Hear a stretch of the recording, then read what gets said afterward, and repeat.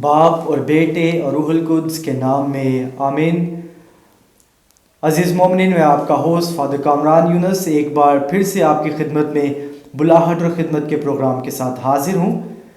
خدا کی ذات کا شکریہ ادا کرتا ہوں جو ہمیں ہر طرح سے سنبھالے ہوئے ہے اور ہمیں توفیق عطا فرماتا ہے کہ ہر دفعہ ایک نئی بلاہٹ کی کہانی آپ کے سامنے لائی جائے۔ تو آج بھی بلاہٹ کی کہانی آپ کے سامنے پیش کی جاتی ہے۔ اس سے پہلے کہ ہم اپنے مہمان کے بارے میں جانیں، میں اپنے چوپانے اعلیٰ arch bishop doctor Joseph Arshad کا شکریہ ادا کرتا ہوں کہ جنہوں نے ہمارے لیے اس چینل کا انعقاد کیا ہے، یعنی آوے ماریا چینل، جس کی وساطت سے آپ ہمارے یہ پروگرامز دیکھ سکتے ہیں، تو ہم ان کا شکریہ ادا کرتے ہیں۔ تو اس سے پہلے کہ میں آج اپنے مہمان کے بارے میں آپ کو بتاؤں، آئیے ان کی زندگی کے حوالے سے چند جھلکیاں دیکھتے ہیں۔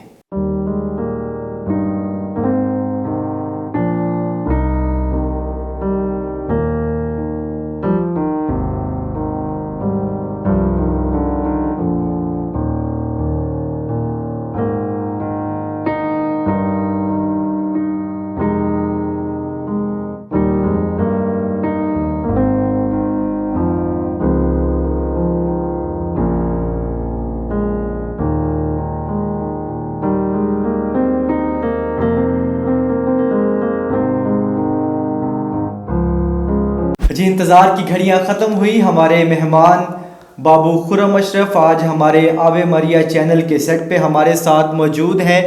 بابو جی، آپ کو آوے ماریا چینل کے سیٹ پہ خوش آمدید کہتے ہیں، جی آیان کہتے ہیں، ویلکم کہتے ہیں۔ ہم بڑے مشکور ہیں کہ آپ نے وقت نکالا تاکہ اپنی بلاہٹ کی کہانی ہمارے سننے والے اور دیکھنے والوں کو سنا سکیں، تو آپ کو اپنے چینل پہ خوش آمدید کہتے ہیں۔ تھینک یو فادر جی، ہماری مدد خداوند کے نام سے ہے جس نے آسمان اور زمین کو بنایا۔ فادر جی، میں آپ کا دل کی تہ گہرائیوں سے شکریہ ادا کرتا ہوں کہ آپ نے اس بات کو مناسب جانا کہ آپ نے ہمیں اپنے چینل پر بلایا تاکہ ہماری بلاہٹ کے بارے میں اور ہماری خدمت کے بارے میں آپ جو ہے ہمارے ناظرین کو بتائیں۔ تو میں آپ کا اور آپ کی ساری ٹیم کا شکریہ ادا کرتا ہوں۔ بہت شکریہ بابو جی۔ یہ جو چینل اور یہ پروگرام جو شروع ہوا ہے، اس کے پیچھے ایک گہری سوچ ہے کہ ہمارے نوجوان بیٹے اور بیٹیاں جب یہ بلاہٹ کی کہانی اور یہ واقعات سنتے ہیں تو اس سے بہت انسپریشن حاصل کر کے اپنی بلاہٹ کو پہچان سکتے ہیں۔ تو اس سے پہلے ہم پروگرام کو آگے بڑھائیں، میں چاہوں گا کہ آپ اپنے بارے میں، اپنے خاندان کے بارے میں تھوڑا سا ہمارے اور ناظرین کو بتائیے۔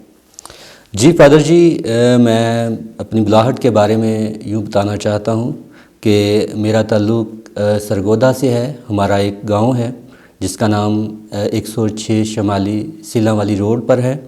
تو میرے ابو جی کا نام اشرف مسیح ہے، میری امی کا نام ریحانہ بی بی ہے، اور ان کے 4 بچے ہیں جن میں سے میرا تیسرا نمبر ہے۔ تو اسی طرح فادر جی، میری بلاہٹ کا آغاز کچھ اس طرح سے ہوا۔ جب میں چھوٹا ہی تھا تو مجھے چرچ کے کاموں میں، کلیسیا کے کاموں میں کام کرنے کا بڑا شوق ہوا کرتا تھا، تو میں اس طرح کے کاموں میں بڑا بڑھ چڑھ کر حصہ لیا کرتا تھا۔ تو جیسے جیسے بندہ بڑھتا ہے تو اس کے خیالات بھی بڑھتے ہیں۔ تو شروع سے ہی چرچ جانا، دعا کرنا، روزہ رکھنا اور اس طرح کی جو چیزیں تھیں یہ شروع سے ہی میرے اندر تھی۔ لیکن جیسے ہی میں تھوڑا سا بڑا ہوا تو خیالات تھوڑے بدلے۔ پھر میرا شروع سے پلان تھا کہ میں خدمت کی طرف جاؤں گا، کیونکہ ہمارے جو بابو جی تھے وہ آیا کرتے تھے، بابو اختر تھا ان کا نام، تو ان کی ابھی ڈیتھ ہو چکی ہے۔ تو وہ مطلب جب آیا کرتے تھے تو سب ان کا بڑا ادب احترام کیا کرتے تھے، وہ سب کے ساتھ بڑا گل مل کر رہتے تھے، بڑا پیار کرتے تھے۔ وہاں سے جو ہے نا میرے اندر ایک خواہش پیدا ہوئی کہ میں بھی جو ہے وہ بابو جی بنوں گا۔ تو جیسے ہی تھوڑے بڑے ہوئے تو پلان بدل گیا۔ پھر میری خواہش بنی کہ اب میں آرمی میں جاؤں گا، کیونکہ میرے اندر ایک سپورٹس مین بھی ہے، تو میں جو ہے وہ آرمی میں جانا چاہتا تھا۔ کبڈی کھیلنے کا مجھے شوق تھا، تو میں مطلب بہت اوپر لیول تک جانا چاہتا تھا۔ تو وہ پھر اس طرح ہوا کہ جب وہ وقت آیا تو میری ساری سلیکشن وغیرہ ہو گئی، تو ایک دم سے میرے کو بازو میں جب چھوٹا تھا تو اتر گیا تھا، تو اس کی وجہ سے پھر میری جو سلیکشن ہے وہ نہیں ہو سکی۔ پھر اس کے بعد میں نے ریئلائز کیا کہ مجھ سے کہاں پہ غلطی ہوئی ہے. تو پھر میں نے جب اپنی زندگی کو ریوائل کیا تو مجھے پتہ چلا کہ یہاں پر جو ہے مجھ سے غلطی ہوئی کہ میرا جو چھوٹے ہوتے ہوئے ایک پلان تھا کہ میں بابو جی بنوں گا, تو شاید مجھے اس طرف بلاہٹ کو پہچاننے میں آپ کو جی مغالطہ لگا کہ ہاں جی مجھے آرمی کی طرف جانا چاہیے یا مناد کی طرف. جی تو یہ بابو جی خدا کے کرشمے کہہ لیں یا خدا کی آواز کہہ لیں کہ خدا نے جس سے جو کام لینا ہوتا ہے وہ اسے کھینچ کے اس طرف لے آتا ہے. جیسے ہمارے سامنے بہت بڑی بڑی مثالیں ہیں کلام مقدس میں دیکھیں تو یونس نبی کی مثال دیکھ لیں, کیسے نینوا کے شہر میں بھیجا لیکن وہاں جانا نہیں چاہتا تھا, پھر کیسے خدا نے مچھلی کے پیٹ سے نکال کے اس کو اقرار کروایا اور وہ اپنے اس خدمت کے لیے. ایسے ہی میں محسوس کرتا ہوں کہ آپ کی بلاہٹ بھی ہے. جی بالکل فادر جی ایسے ہی ہے. تو وہ جب چیزیں ساری ہو رہی تھی تو میں بڑا خوش ہو رہا تھا کہ میں نے مطلب ہر چیز آرمی میں پاس کر لی تھی, ریٹن بھی پاس کر لیا, پھر اس کے بعد جو فزیکل ہوتا ہے وہ بھی سارا پاس ہو گیا, اور میڈیکل میں آ کر یہ بات رہ گئی. تو مجھے اندر سے فادر جی بڑا مطلب ٹوٹ گیا تھا, بڑا پریشان, کیونکہ میں نے بہت سارے خواب دیکھے تھے جو میرے سامنے ٹوٹ رہے تھے اور مجھے بہت افسوس ہو رہا تھا. لیکن پھر جب میں نے اپنی زندگی پر ریوائل کیا تو پھر مجھے احساس ہوا کہ مجھے جو ہے اپنی جو بلاہٹ ہے اس کو دیکھنا چاہیے. ایک دن میں اپنی بلاہٹ کے بارے میں سوچ رہا تھا تو اچانک سے مجھے خیال آیا کہ بھئی میرا پلان تو کچھ اور تھا. تو پھر وہاں سے جو ہے میری بلاہٹ کی کہانی شروع ہوتی ہے. تو ایک دن بابو جی آتے ہیں تو وہ کہتے ہیں کہ بھئی اگر آپ کو بابو بننے کے لیے بھیج دیا جائے تو کیا کہتے ہو.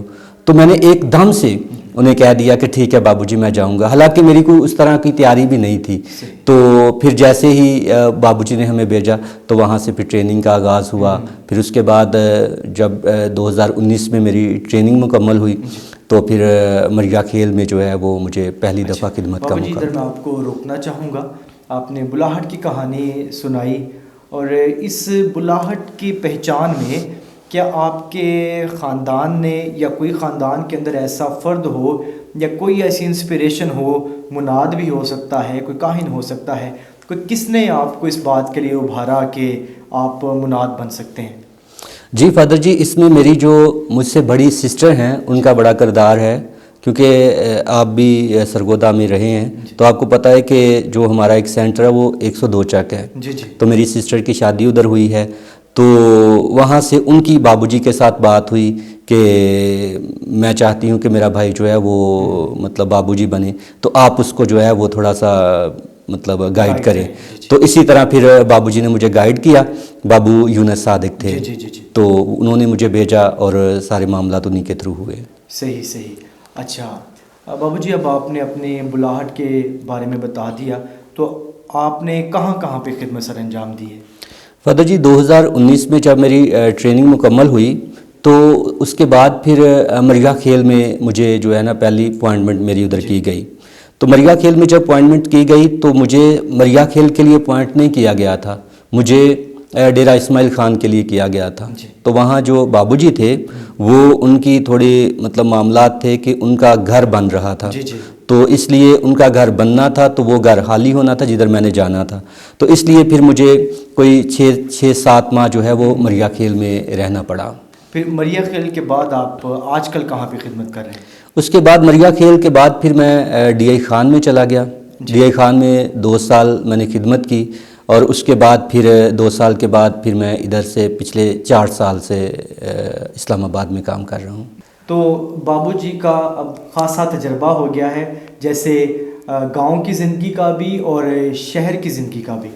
تو بابو جی آپ نے اتنے زندگی میں تجربہ کیا, اور میں چاہوں گا کہ اپنے اس تجربے میں سے کچھ چند باتیں ہمارے نوجوانوں کے لیے بانٹیں کہ وہ اپنی بلاہٹ کو آج کے اس نفسا نفسی کے دور میں کیسے پہچان سکتے ہیں. جی فادر جی, میں نے دیکھا ہے کہ جو گاؤں کی زندگی ہے وہ شہر کی زندگی سے مختلف ہے, کیونکہ شہر کے لوگ جو ہیں وہ ڈیوٹیاں کرتے ہیں, ان کے پاس فری بھی ہوں تو ان کے پاس ایسے ہی وہ کہتے ہیں کہ ہمارے پاس ٹائم نہیں ہے, ہم بڑے مصروف ہیں. لیکن گاؤں کے لوگ جو ہیں ان میں بڑی ملنساری پائی جاتی ہے, وہ شاید کھیتوں میں کام کرتے ہیں, تو اس وجہ سے وہ کافی جو ہے نا وہ مناسبان کے ساتھ کلوز رہتے ہیں.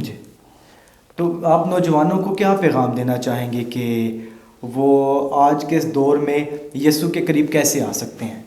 جی فادر جی، نوجوانوں کو جو یسوع کے قریب لانا جو ہے ایک بہت بڑا ٹاسک ہے، خاص طور پر آپ کے لیے بھی اور ہمارے لیے بھی۔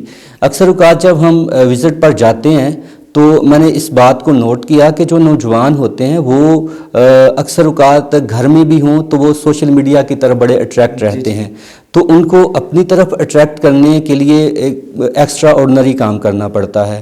جس طرح اگر ہم جائیں تو ان کی کوشش یہ ہوتی ہے کہ جلدی جلدی سے دعا ہو جائے تاکہ میرا جو میں کام کر رہا ہوں، مووی دیکھ رہا ہوں یا کوئی ریل دیکھ رہا ہوں تو وہ اسکپ نہ ہو جائے، تو اس لیے ان کی یہی کوشش ہوتی ہے کہ وہ جو ہے جلدی جلدی سے دعا ختم ہو جائے۔ تو پھر فادر جی کوئی ایسی انٹرسٹنگ بات شروع کی جاتی ہے تاکہ وہ انہیں پسند بھی آئے اور وہ ہمیں سنیں بھی، اور پھر اس وجہ سے وہ ہماری بات بھی سنیں۔ صحیح۔ بابو جی، ہماری ڈائسز میں آج کل یہ سال جو ہے بچوں کا سال چل رہا ہے، تو آپ کا کام خاندانوں کے ساتھ بھی بچوں کے ساتھ بھی ہوتا ہے، تو آپ بچوں کو کیسے چرچ کے اندر لے کے آ سکتے ہیں یا والدین کو کیسے گائیڈ کر سکتے ہیں کہ بچوں کی پرورش میں، روحانی پرورش میں ایک مناد کا کیا کردار ہو سکتا ہے؟ جی فادر جی، میں اس بات کے لیے اپنے arch bishop doctor Joseph Arshad کو سراہنا چاہتا ہوں کہ وہ ہر سال ڈائسز میں کوئی نہ کوئی سال مقرر کرتے ہیں۔ جس طرح انہوں نے پچھلے سال مومنین کا سال مقرر کیا، اس سے پچھلے سال جو ہے انہوں نے کیا کہتے ہیں خاندانوں کا سال مقرر کیا، تو اسی طرح مطلب ہر ایک جو رشتہ ہے اس پر جو ہے فوکس کیا جا سکتا ہے۔ تو اس سال انہوں نے بچوں کا سال مقرر کیا ہے، تو میں اس بات سے بڑا خوش ہوتا ہوں کہ بچے جو ہیں یہ ایک چھوٹا ایک پودا ہے جس کو ہم جس طرف مرضی جو ہے وہ موڑ اس کو جو ہے نا کر سکتے ہیں، رخ دے سکتے ہیں۔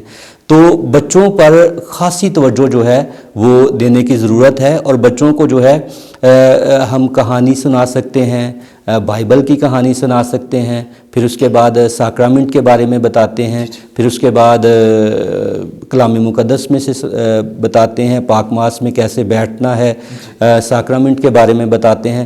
تو بچے جو ہیں وہ کہانی کو جو ہے وہ زیادہ جو ہے وہ خوشی سے قبول کرتے ہیں اور سنتے بھی ہیں۔